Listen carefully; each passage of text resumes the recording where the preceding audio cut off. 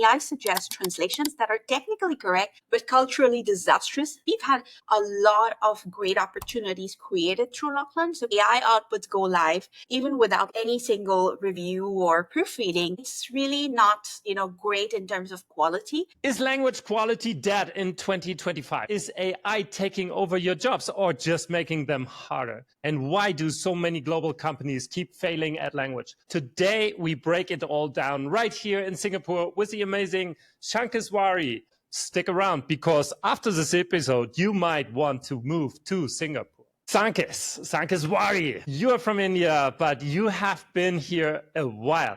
What pulled you to Singapore and what's the biggest wow surprise about living here compared to home? Well, first of all, thank you for having me here on LocLunch Expresso. And I have been here in Singapore for 13 years now. I moved from India expecting, professional upgrades. What I didn't expect was the clarity Singapore gave me, not just in terms of life, but also today where I'm moving on from a full-time job into a career in consulting. That's been like a fantastic, great experience. As a consultant, I've been working with global markets, and Singapore is like the perfect because systems work. Time is respected. Pluralism is performative. Everything is like so multiracial, multicultural. Kind of makes me feel like home because we do that the same way in India. You realize that Singapore is not just a location or like a place within the geographical Asia Pacific part, but it's actually like a lens into something more creative, vibrant, and basically like a fun place to be. So that's what attracted me. And 13 years later, I'm still here. That sounds just amazing. For those who are considering eventually moving abroad, moving to Singapore, what's kind of harder than people would expect in Singapore? Well, harder is definitely adapting to day-to-day life because it's not a city. Well, it's definitely wonderful, organized, great. But you can't just learn from the tools or what you see online.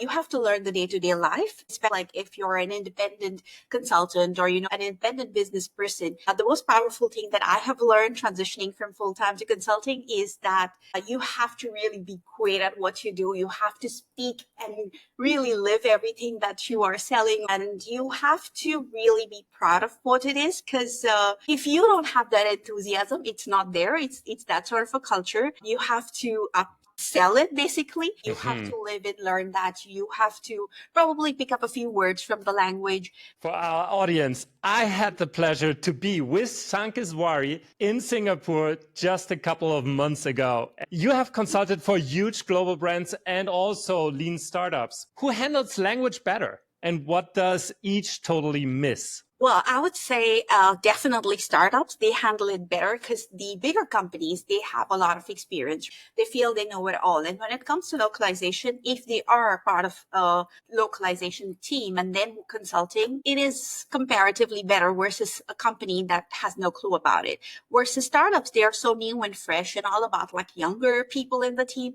They're open to ideas, adapting. And so even when it comes to localization, it's not those age-old ideas. So I work very closely with data scientists and they're trying to figure out ideas, then with UX designers, which does happen in bigger companies and bigger teams. But with these, it's really great, even in terms of quality checks or like validating LLM data or just checking AI output. It's what I started with startups way before the bigger companies. Let's talk about the elephant in the room, in the language room. How have AI and these crazy LLMs changed the way teams actually work today? It's easier to start because everybody wants to get into AI. And as a consultant, what I've seen is most teams riding the LLM wave. They are thinking it would solve everything once they are using AI. They just probably create or develop their own LLM or maybe crowdsourcing even some of them. They feel it's the solution to any problem that they have and it solves the speed problem. But when they're implementing it,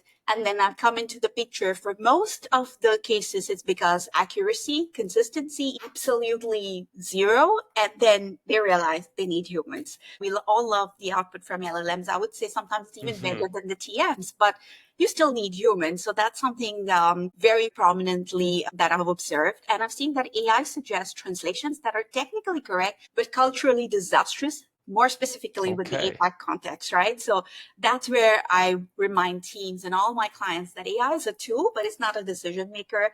And you're going to still need more people. And of course, speed is nothing without sanity. So what I hear here is that language quality still matters in 2025.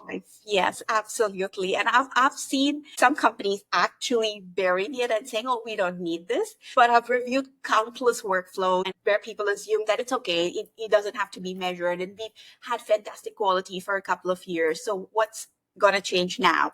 And especially when AI outputs go live, even without like any single review or proofreading, I would say like to me, it is just pure innovation or automation, but it's really not, great in terms of quality. I would say it's not dead. It's just misunderstood. And it's not about, the typos and the basic trust. It's really about the brand voice or, you're not going into one market, but you go into 15, 20, 30 markets at a one go. And how do you hold up? How do you actually be responsible and really create that sense of belonging with your customers and your clients or people consuming that content? If you're prioritizing that, then you're delivering content, not communication. What have you experienced from your work so far with, getting it really wrong? What kind of stories can you share? Any story of a big brand that made it wrong? What have you experienced in this sense? So let me tell you about this very recent one.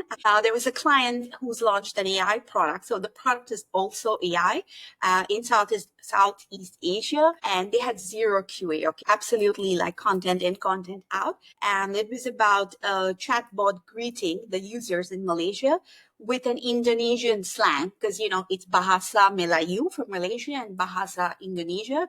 So I think the AI got it wrong, saying Bahasa, and used like a really bad word. It wasn't offensive. It was just really off and not very welcoming for people. And these are sensitive regions when it comes to content, especially greetings and the way you address people. So it was enough for the client to lose trust because the person is interacting, maybe I would say 80-90% of them don't know they are interacting with a chatbot and they're just typing, thinking it's some human talking to them. And then that offensive language, people started sharing feedback. The damage was done. It was pretty bad. They had to actually roll back their product and they had to relaunch after a lot of fixes and do a little bit of, because it's an e-commerce product, they had to give away a lot of freebies to, get that trust and just entice the customers to come and buy things on their platforms.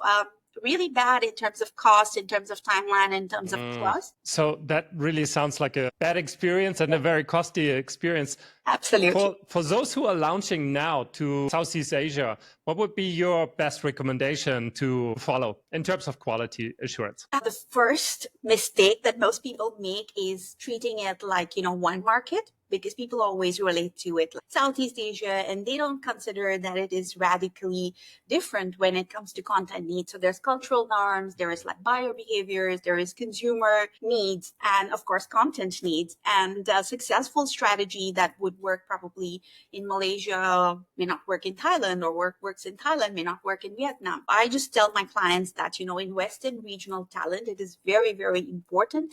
And you have to get the local reviewers to review the content. And you have to stop thinking that one rule book or one APAC or Southeast Asia playbook can do it all. Okay, so underestimation, guys, be careful about that. Sankeshwari, looking ahead, what excites you most about the language industry in 2025? The realism is finally catching up to the AI hype, right? So whenever I'm consulting, I'm seeing teams, they just stop chasing the perfect model and they've started asking better questions. They're saying, is the data representative? Is our LLM biased? But now it's not that. Is it biased? Is it representative of what we want? Are we respecting the tone? And this is through multiple conversations, frustrating meetings, probably some, hey, let's just end this for the day and come back to it tomorrow kind of discussions. The risk of losing some clients trying to explain this, but when they have realized, yes, this is pretty critical. So that's really gaining importance, or at least that's what I've seen with smaller companies. And I feel like 2025 will be the year we stop worshiping tools. We have built this next generation innovative tool, and we start building something that's more, how do I say, for, well, the lack of better words, something that's ethical, something that's accountable, not just AI, but actually AI or AI workflows, which which are reviewed, which have human in the loop. They actually have some ethical reviews done, and where localization is not just like, hey, localize this through AI, but it's actually a process that is well thought out. It's not about what some AI model can do, but it's about what should we ask it to do and not just rely on that out. What would you suggest advice to somebody who's just starting in this industry, maybe a freelancer or a PM? What would you tell them? You have to learn what is behind the tool, what's it used for, what are the risks of it. And through the consulting journey, more than all my roles over the years, one powerful thing that I've learned is that localization isn't just about translating, engineering, and all of that. A very important part of it is about decision making. You have to keep making those decisions. You have to adapt to it. You have to delete whatever is on your mind and then come back to the board and do something new just because it doesn't work for certain cultures or certain markets. Junior project manager who's starting off is just learning a standard tool and is saying, this is what I've learned and I'm going to follow. It's not going to teach you anything. It's just more like, an experience that you have with the tool and you're going to continue it. Ask questions, get curious. Don't underestimate how much of your soft skills will shape your hard outputs because it's very, very important. And don't be afraid because in the world of AI, with so many people just relying on the output that they get online versus people who actually have the courage to question and not just the decisions of the team, but actually their own decisions. Switching gears, what's your go-to spot in Singapore to make friends visiting from abroad? And I were with you, so where have you brought me? There are a lot of places. Arab Street for Middle Eastern food. 2 is Little India, Chinatown for Chinese food. And the place where we went with a beautiful view, which is Gardens by the Bay. And you have satay by the bay, which is like super smoky plate of grilled satay enjoyed with those little rice dumplings. On a fancier side, you should definitely try the Atlas bar. It's a very Gatsby themed, glamorous bar. Talking about food, what are hawker centers? Okay, hawker centers are basically places where, there's a lot of local food and it's a place that is very cross-functional in terms of the different kinds of food you have, because in Singapore, you can see 6 languages, 10 different cuisines, 2 or 3 generations coming and operating all out of the hawker center. It's super efficient how people run things from like 5 a.m. to 10 p.m. And one fun fact about the hawker centers is whenever you go there, there would be a packet of tissue or a water bottle, an umbrella you can spot on the tables. The idea behind that is before you go and actually get your tray of food, and you place your order, you go and plunk that packet of tissue, umbrella, water bottle on a table to make sure you have a seat to return to when you come with your food. So guys, take a note. If you see something on the table in a hawker center, don't remove it. Don't just sit down. Yes. Remember this call here and leave it where it is. And if you go to fetch your food, take it up. Talking about the LocLunch community, Sankeshwari, what comes to your mind to describe the LocLunch community in Singapore with one word? One word, unfiltered. Unfiltered. Yes, because it's so raw, real, beautiful. There's like messy truths, there's secrets you wouldn't speak in other networking, let's say for conferences, for example. And it's not just about localization, right? There's a lot of people who are curious, like localization curious, who come and ask, oh, what exactly do you do? We thought completely something different. And we said, well, but they're like, this is cool. We didn't know something like this actually existed. It's more like a safe space to come and speak. Everybody's like loving it. I'm loving it. And I enjoy hosting them. I have. So I would say it's. You have been on board of the LocLunch Singapore team forever. Yes. Forever. You are one of the biggest LocLunches in Southeast Asia, or maybe the biggest, together with ERA, which we will cover in another episode. And in China, we had some events as well. So what's on the minds at LocLunch Singapore at these days? So mostly it is AI, people kind of fearing about their jobs being lost to AI. And it's mostly the translator community, right? So they're trying to figure out, so the key topic is AI, losing jobs. What do we do to upskill? And then my advice is mostly to always reach out to connections. And we've had a lot of great opportunities created through LocLunch. So people, who were part of that through LocLunch connections have managed to get their jobs, newer roles, and that's worked out great. Then one thing is now popping up is quality because of the LLM and Oh, AI good. usage.